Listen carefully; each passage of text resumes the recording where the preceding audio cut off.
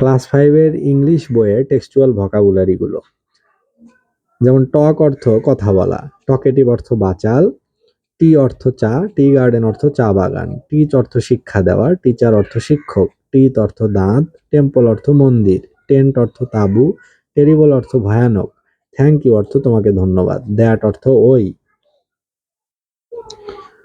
think অর্থ ভাবা, this অর্থ এই, থার্সডে অর্থ বৃহস্পতিবার, টাই অর্থ বাঁধা, টাইগার অর্থ বাঘ,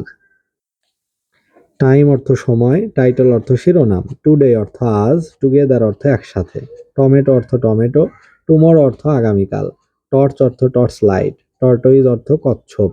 টাচ অর্থ স্পর্শ করা, ট্যুরিস্ট অর্থ পর্যটক, টাউন অর্থ শহর, টয় অর্থ খেলনা, ট্রেন অর্থ রেলগাড়ি, ট্রাভেল অর্থ ভ্রমণ করা, ট্রেজার অর্থ সম্পদ, ট্রি অর্থ গাছ, ট্রিপ অর্থ ভ্রমণ করা, ট্রু অর্থ সত্য, ট্রাই অর্থ চেষ্টা করা, সুনামি অর্থ সুনামি, টুয়েসডে অর্থ মঙ্গলবার, টার্ন অর্থ মোড় ঘোরা, টার্টল অর্থ কচ্ছপ,